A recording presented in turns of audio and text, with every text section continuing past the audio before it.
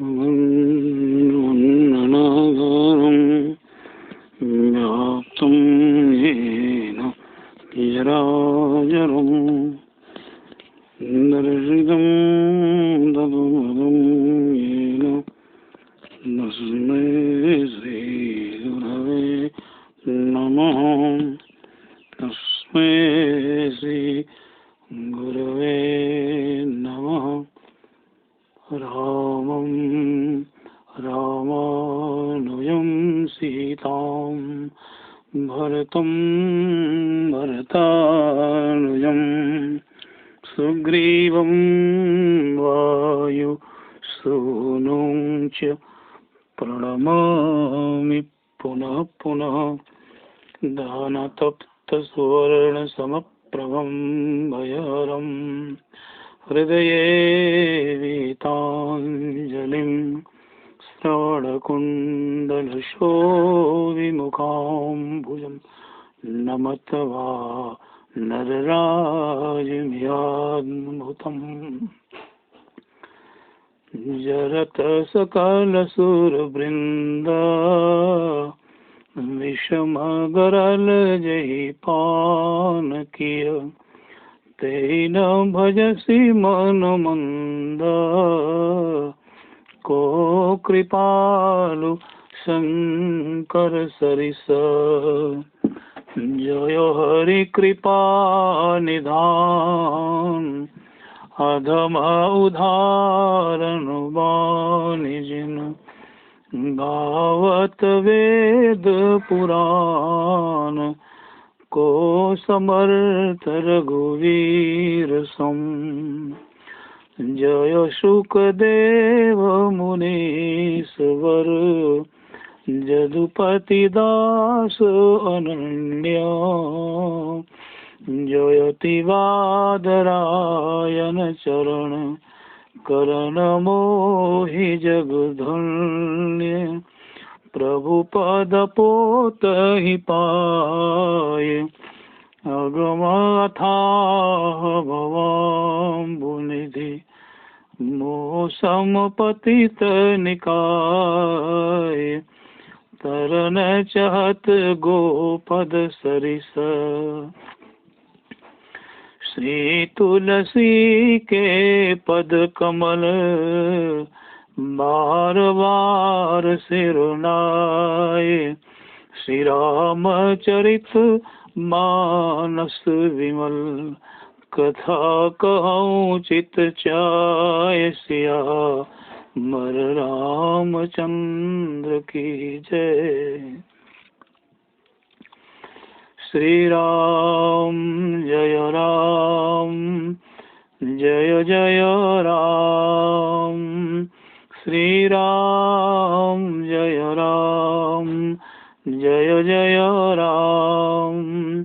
श्री राम जय राम जय जय राम।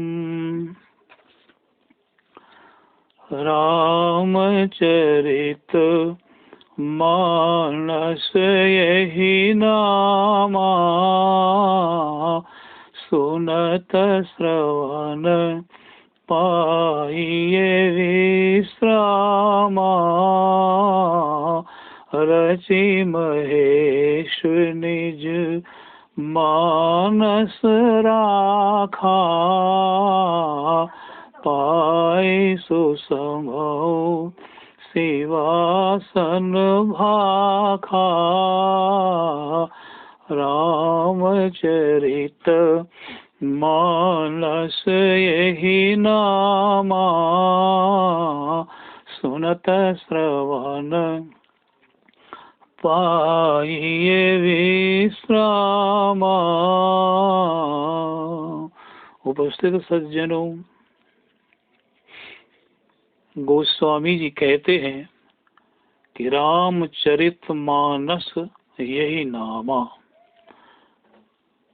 इसका नाम रामचरित मानस है। तीनों ही शब्द एक दूसरे से जुड़े हुए हैं, मिले हुए हैं, पृथक नहीं है। बोला सुनत श्रवण, जो जीव इसको सुनता है, ये तात्कालिक वर्तमान काल है सुनत, कि जो सुनता है उसको विश्राम की प्राप्ति होती है। यह प्रसाद काव्य है। रामचरितमानस का एक नाम प्रसाद काव्य भी आया है,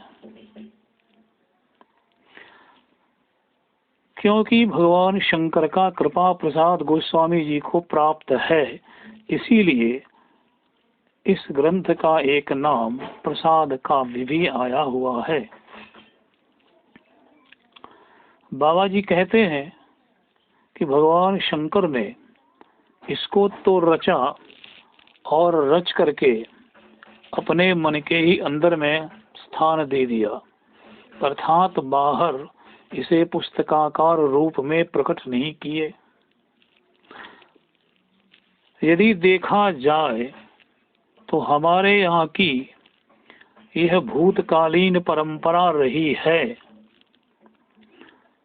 कि सदगुरु अपने शिष्य को उपदेश किए जा रहे हैं और शिष्य उन्हें सुन करके कंठाग्र किए जा रहा है। इसीलिए वेद का एक नाम श्रुति भी आया है, जिसका तात्पर्य है कि शिष्य अपने गुरु के मुख से सुन करके ही उसको कंठाग्र कर लेता था। उसको इधर उधर किसी पुस्तक में पढ़ने की आवश्यकता नहीं थी, क्योंकि उस समय में कोई पुस्तक थी भी नहीं और तब पुस्तक लिखने की परंपरा भी नहीं थी। इसीलिए वेद का एक नाम श्रुति आया है, सुन के उसको कंठ कर लो। और ऐसा यह हुआ भी है।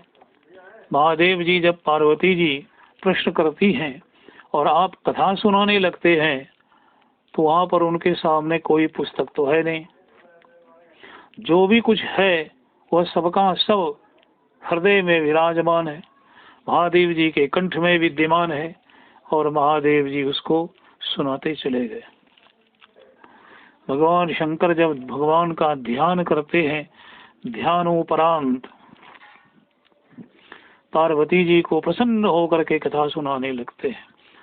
गोस्वामी जी ने कहा कि हर ही रामचरित सब आए, संपूर्ण श्री राम चरित्र महादेव जी के हृदय में उद्भासित हो उठा है और प्रसन्न होकर सुनाने लगे। क्यों सुनाने लगे? एक समय था जब आपने सती जी को सुनाया था, तो सती जी ने आपके इस कथा श्रवण पर ध्यान ही नहीं दिया। सती जी ने सुना तो ठीक, लेकिन उनके हृदय में जो तर्क पर तर्क बढ़ता चला गया, इसीलिए महादेव जी की कथा के प्रति उनकी अभिरुचि रही नहीं। फलतः उनका एक जन्म भी बीत गया। अब वो स्मरण करती है पिछले जन्म को कि कहीं ऐसा न हो जाए कि उस प्रकार का मेरे मुख से कुछ शब्द निकल जाए और महादेव जी फिर मुझे कथा सुनाना छोड़ दें, तो यह ठीक नहीं होगा। इसीलिए पार्वती जी ने पहले बड़ी अपनी विनम्रता दिखलाई है, और विनम्रता दिखलाने के बाद तब श्री राम के चरित्र को आपने पूछा है, और भगवान शंकर प्रसन्न होकर के यह चरित्र सुनाने लग जाते हैं। पंपा सरोवर पर भगवान श्री राम पंपा सरोवर में स्नान करने के बाद सुंदर वृक्ष की शीतल छाया में लक्ष्मण जी के सहित बैठे हैं और कहत अनुज सन कथा रसाला। गोस्वामी जी तत्कालीन चित्र को हमारे सामने प्रस्तुत कर रहे हैं। भगवान राम रसमयी कथा, प्रेम की कथा, भक्ति की कथा लक्ष्मण जी को सुना रहे हैं। और आकाश मार्ग से कहीं जा रहे थे नारद जी। तो नारद जी ने जब यह देखा है तो उनको बड़ा ही आनंद आया है, और आपने सोचा है यही अवसर है कि चलूं मैं चलकर प्रभु के सामने कुछ सत्संग का लाभ लूं, और आए हैं। तो उनके भी हृदय में जो एक काली छाप थी बहुत पुराने पिछले समय की, उसी को प्रकट कर दिया कि मैं तो विवाह करना चाहता था और आप कारण क्या इशारा नहीं दिए। इसी पर भगवान श्री राम नारद जी को सुना रहे हैं, संतों का चरित्र सुना रहे हैं। भगवान जो है संत के चरित्र सुनाते सुनाते यहाँ तक बोल गए कि निज गुण श्रवण सुनत सकुचाही, पर गुण सुनत अधिक हर्षाही, समशीतल नहीं त्याग ही नीति, सरल स्वभाव सब ही सन प्रीति। नारद जी, ये संत का सहज ही गुण होता है, यहाँ कोई कृत्रिमता नहीं है, कोई आरोपित गुण नहीं होता है संत में कि बाहर से किसी गुण को दिखलाने के लिए कुछ क्षण ले आओ, सो नहीं। ये तो हृदय का एक दिव्य ऐसा गुण जो उसके अंदर में प्रकट होता है, उसकी सुगंध को वो सबों के बीच फैला देते हैं। ये संत का काम है। निज गुण, अपना गुण वो सुनना नहीं चाहते। क्यों नहीं सुनना चाहते? इसीलिए कहीं अहंकार न उठ के खड़ा हो जाए। अहंकार तो सदैव रास्ता ढूंढते रहता है, कहीं कोई ऐसा मार्ग मिलेगा तो हम प्रवेश कर जाएंगे। लेकिन जब कोई मार्ग नहीं मिलता है तो वो थक करके हार जाता है, किंतु वो चुपचाप बैठा नहीं रहता है, प्रयत्नशील होता है। लेकिन संत भी बड़े चतुर होते हैं, इसीलिए कि वो भगवान की शरण में रहते हैं, भगवान ही योग क्षेम वहन करते हैं, इसीलिए भगवान ही उनकी रक्षा करते हैं कि श्रवण कर ले अपने गुण को, लेकिन संकुचित हो जाते हैं, लज्जा के मारे दोनों कान बंद कर लेते हैं, मुख से राम राम राम, और बाद में कहते हैं आंखों में आंसू भर के कि मेरे में ये गुण नहीं है, मेरे में क्षमता नहीं है। ये संत का कितना ही उदात्त लक्षण है, कितना ही श्रेष्ठ भगवान राम के द्वारा कहा जाने वाला लक्षण है। और अज्ञानी जीव, संत असंत लोग अपना गुण सुनते ही हमारे आनंद का ठिकाना नहीं रहता है उसमें नहीं, किंतु झूठी बड़ाई, झूठी प्रशंसा को सुन करके वह आनंदित हो जाता है। लेकिन जब संत दूसरे का गुण सुनता है तो कहते हैं उससे बड़ा आनंद आता है, बहुत हर्ष होता है। और असंत यदि दूसरे का गुण सुनता है ना तो कहते हैं बड़ा ही उसको दुख होता है। अरे मेरे सामने मेरे जैसे व्यक्ति के रहते हुए अमुक व्यक्ति का मेरे सामने गुणानुवाद किया जा रहा है, इससे बड़ा और क्या अर्थ हो सकता है। तो संत दूसरे के गुण को सुनकर प्रसन्न होते हैं और असंत दूसरे के गुणों को सुनकर दुखी होते हैं।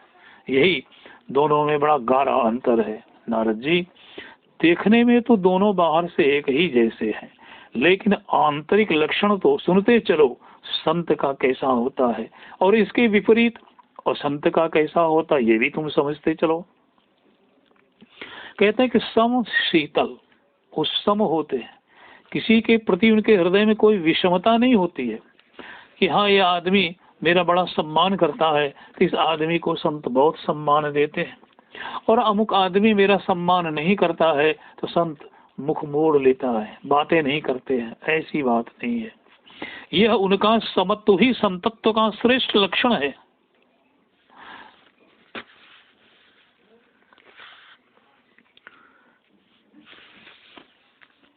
देखो उदाहरण देते हैं गोस्वामी जी फूल का।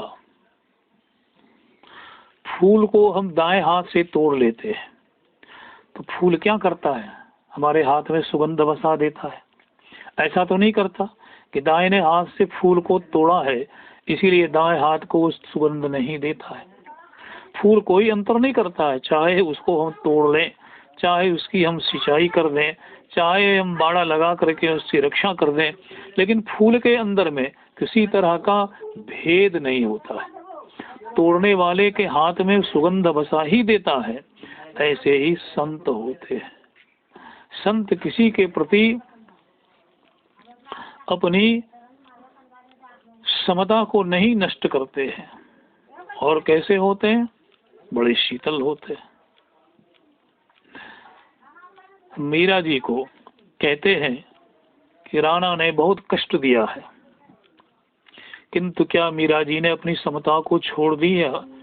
अपने देवर के प्रति उनके हृदय से समता मिट गई? नहीं, उन्होंने उसी दृष्टि से देखा है, अन्यथा वो शत्रु की दृष्टि से देख सकती थी, जिसने मुझे विष का प्याला दिया, जिसने सालग्राम कह करके सांप भेज दिया कि सांप दंश करेगा और वो मर जाएगी।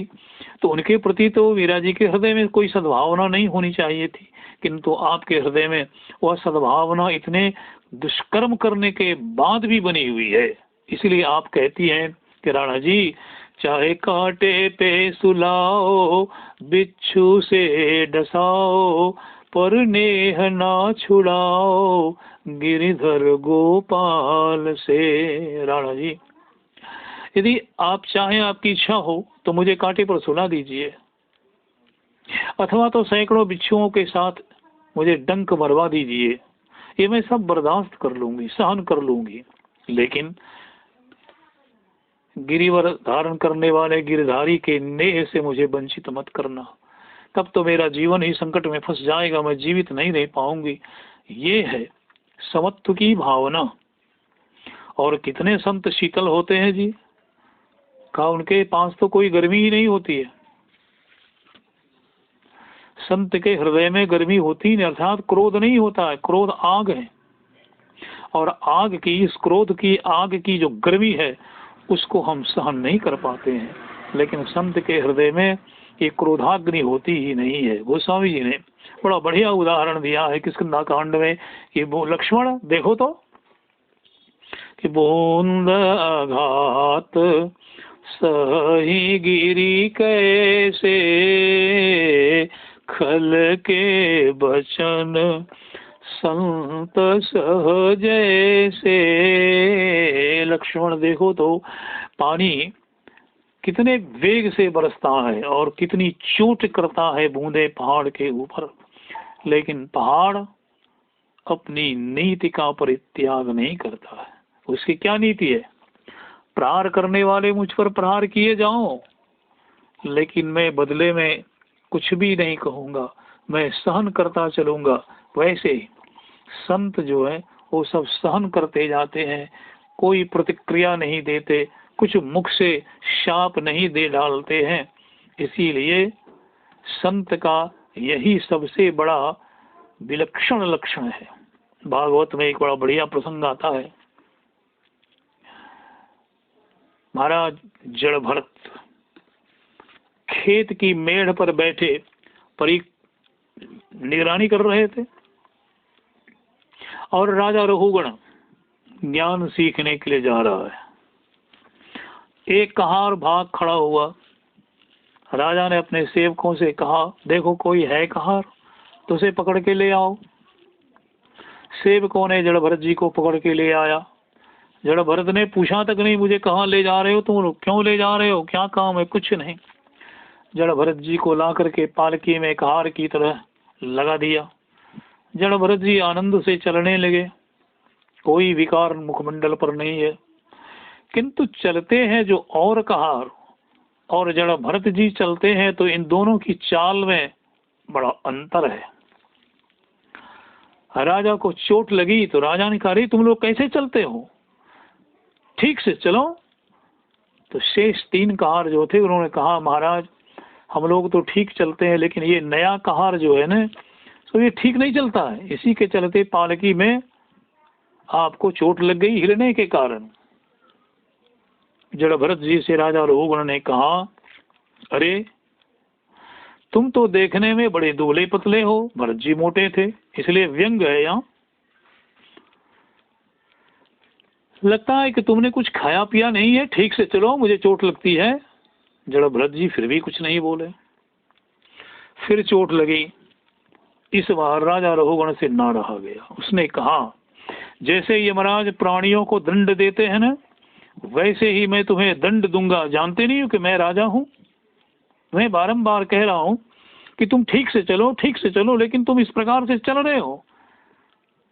सुखदेव जी महाराज परीक्षित से कहते हैं कि राजन, इतना सुनना था कि भरत जी ने पालकी छोड़ दी और छोड़ के बाहर खड़े हो गए। और कहने लगे, राजन तूने कहा कि बड़े दुबले पतले हो, बड़े दुर्बल हो, तुम ठीक से नहीं चलते हो। तुम जानते हो ये सब सारे विकार शरीर के हैं।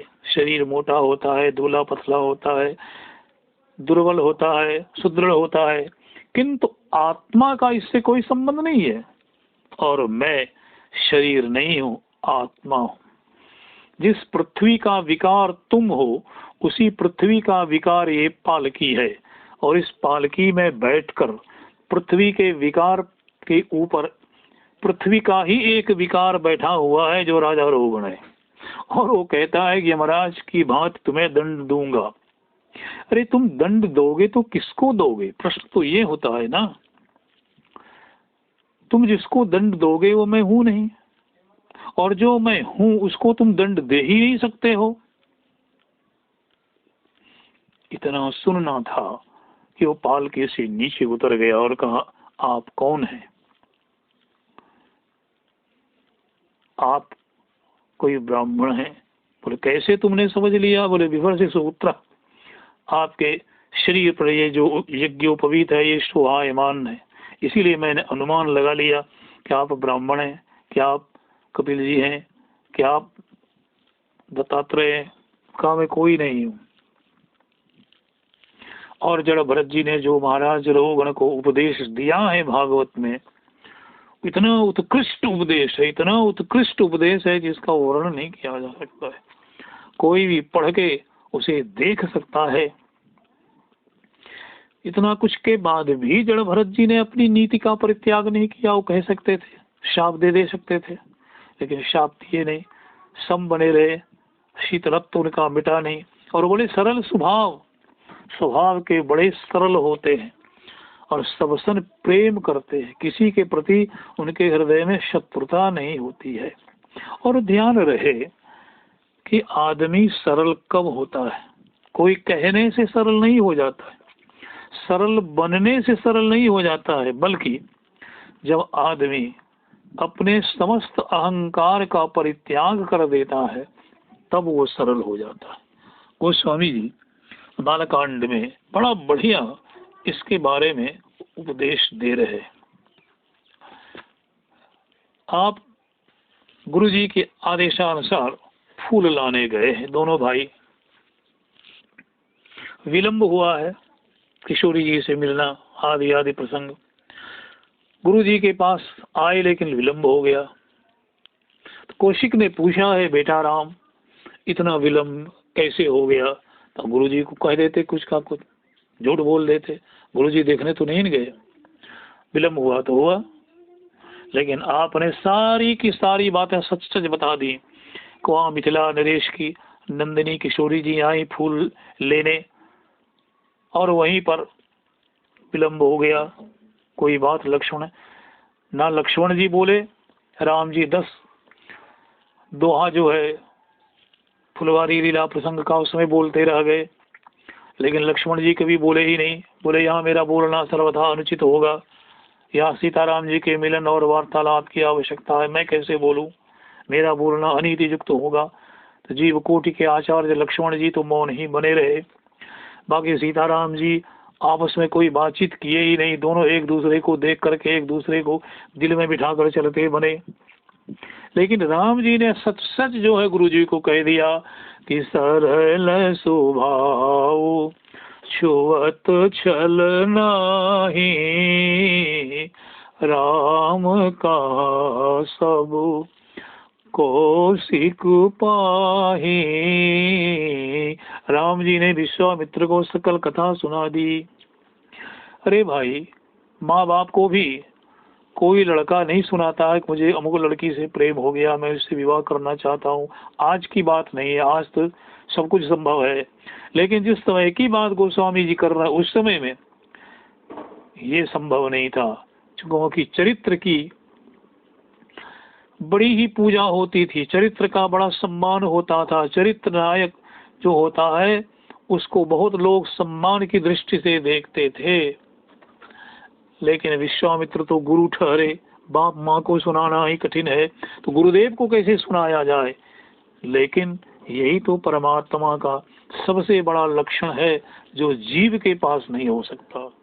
वो झूठ नहीं कह सकता, झूठ नहीं बोल सकता।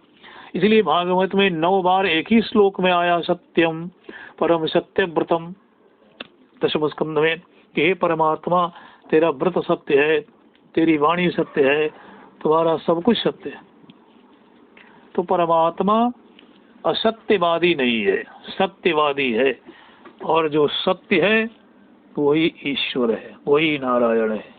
इसलिए भगवान राम ने कौशिक को सबका सब सुना दिया, और जो सुनाया वो सबका सब सत्य सुनाया। लेकिन सुनाया कैसे, सुनाने का ढंग कैसा था? क्या अहंकार था? गुरुजी ये सुनकर के मुझे बहुत सम्मान देंगे, बड़ी प्रशंसा करेंगे? नहीं नहीं, सरल है स्वभाव के। वो कितने सरल हैं, बोले छल से भी यदि कोई कहे कि उनके स्वभाव को हम छू लेंगे तो संभव नहीं है। तो अभिमानी यदि कोई होता तो ऐसा कर नहीं सकता था। भगवान की सबसे बड़ी यही विशेषता है कि भगवान अहंकार से रहित है, अहम उनमें नहीं है।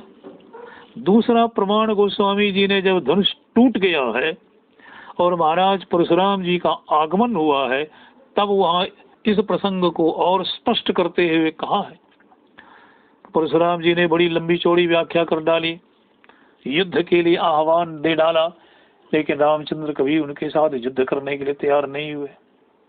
सदैव वो कहते रहे कि आप व्यर्थ का क्रोध करते हैं, मैंने कुछ नहीं किया है, चोट ही टूट पिनाक पुराना, मैं कई भांति करूं अभिमाना।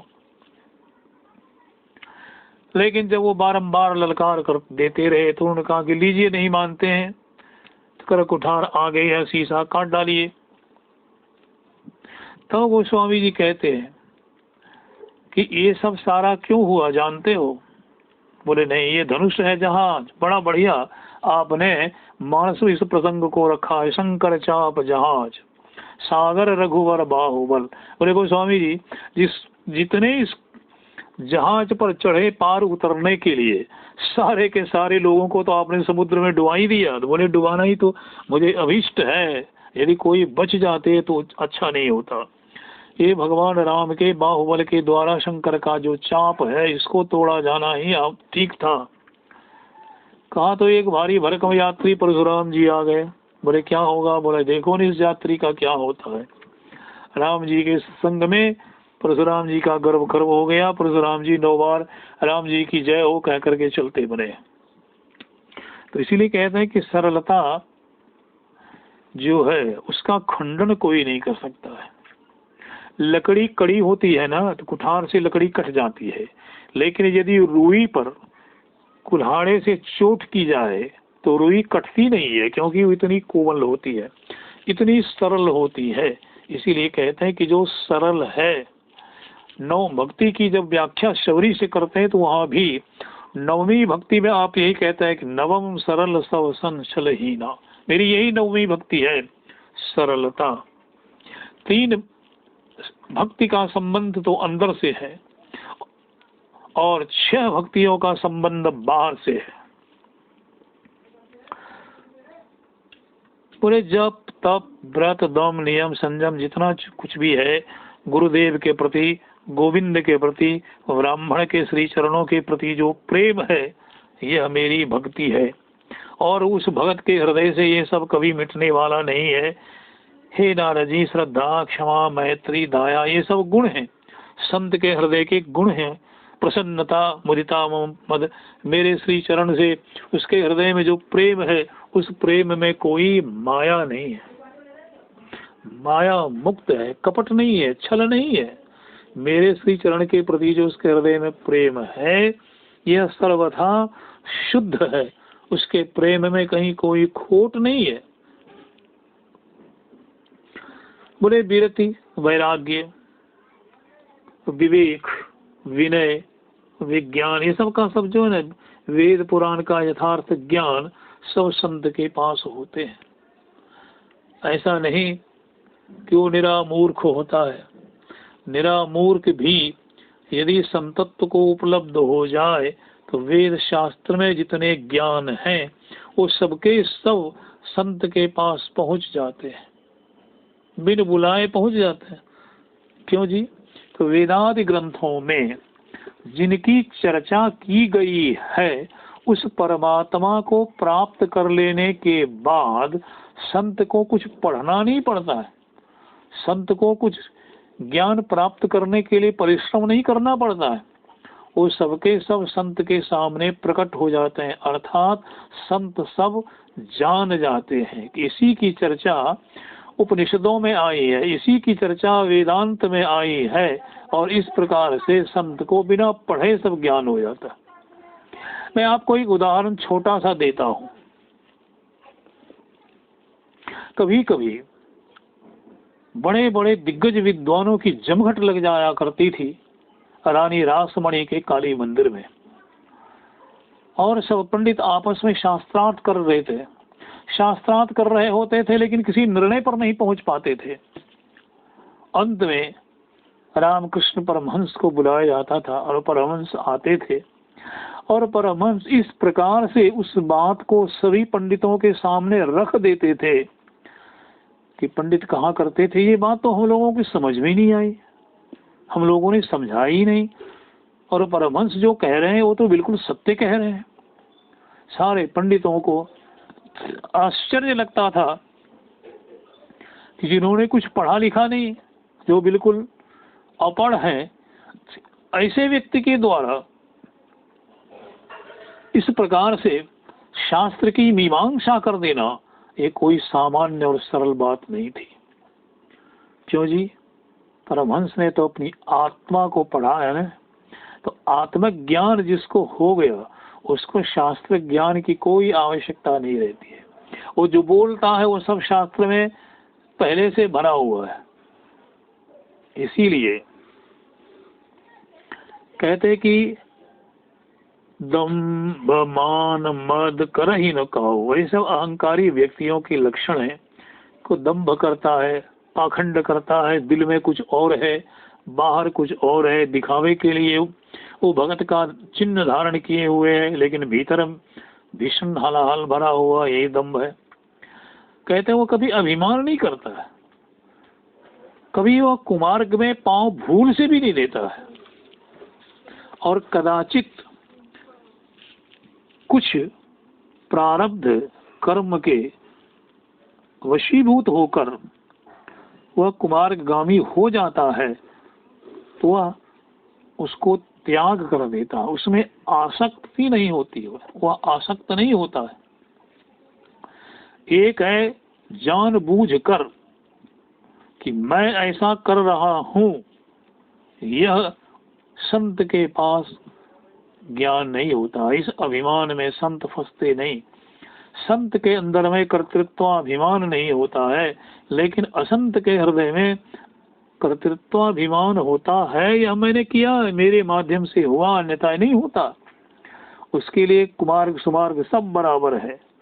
लेकिन संत के एक और लक्षण को गोस्वामी जी कह रहे हैं कि गावहि सुनहि सदा मम लीला,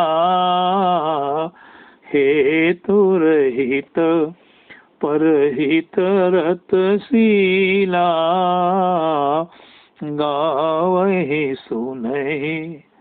वो क्या करता है? तो बोले मेरी जो लीला है, लीला किसको कहते हैं पहले हम इसको समझ लें। तो भगवान जो भी कुछ करते हैं ना वो सब लीला कहलाती है। क्यों? और जीव जो भी कुछ करता है वो कर्म कहलाता है, क्रिया। क्योंकि हमारा कर्तृत्वाभिमान उस कर्म से जुड़ा होता है और भगवान का कर्तृत्वाभिमान जुड़ा नहीं होता है, वो सहज रूप से करते हैं। क्यों करते हैं?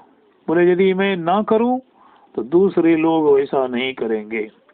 जैसा श्रेष्ठ पुरुष अपने जीवन में आचरण करता है तो दूसरे लोग भी कहते देखो इतने बड़े महापुरुष ने ऐसा काम किया, यदि यह अनुचित होता तो ऐसा वो कभी करते क्या? नहीं करते। इसीलिए यद्यदाचरित श्रेष्ठ तत्तदेवे तरो जनः, भगवान कहते हैं अर्जुन, जैसे श्रेष्ठ पुरुष अपने जीवन में आचरण करके चले जाते हैं तो इतर लोग भी उसे अपना आदर्श मान करके करते हैं। इसीलिए देखो ना, मुझे किसी कर्म को करने की आवश्यकता नहीं है। जीव कर्म करता है कब तक? जब तक उसे पूर्णता की प्राप्ति नहीं हो जाती है। जब तक उसे अपूर्णता का अनुभव होता है तब तक वह पूर्णता की प्राप्ति के लिए कर्म करता है। और भगवान कहते हैं मैं तो पूर्ण काम हूँ, आप तो काम हूँ, मुझे कर्म करने की कोई आवश्यकता नहीं है।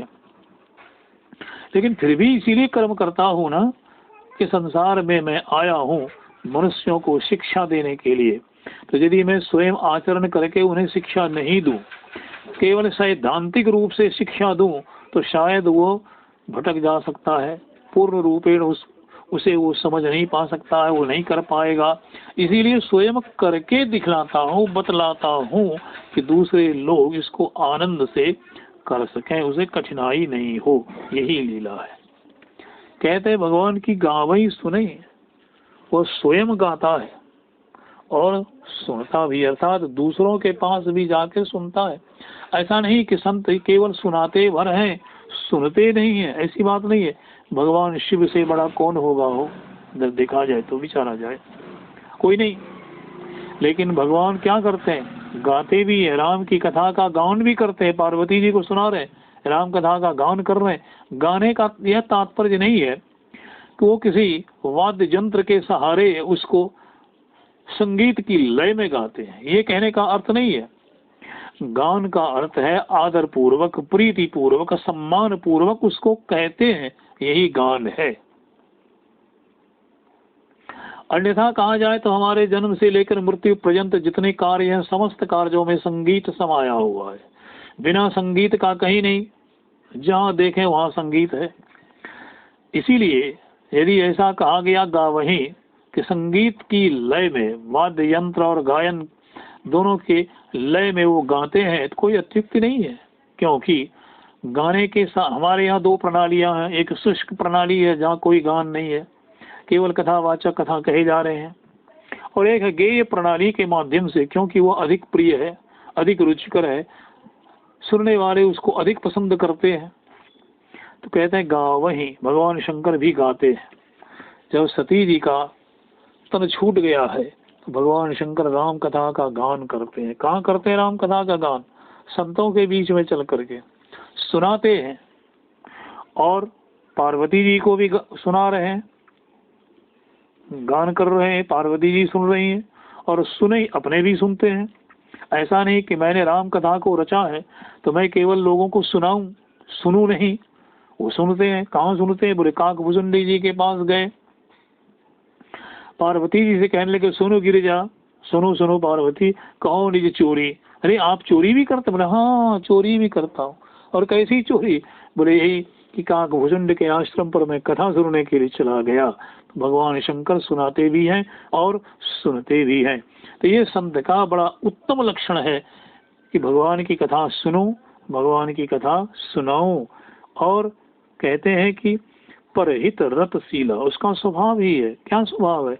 कि भलाई करना, कोई कारण नहीं है। हम तो कुछ करते हैं ना तो कोई न कोई कारण रख करके करते हैं। यह काम आपका किया तो इस काम में कोई कारण है तो करते हैं। और संत जो कुछ करते हैं ना, कोई कारण नहीं है, हेतु रहित अकारण करते हैं। अकारण उनका स्वभाव है ना। और परहित क्या करते हैं कि दूसरों का हित करते हैं, यह उनका स्वभाव है।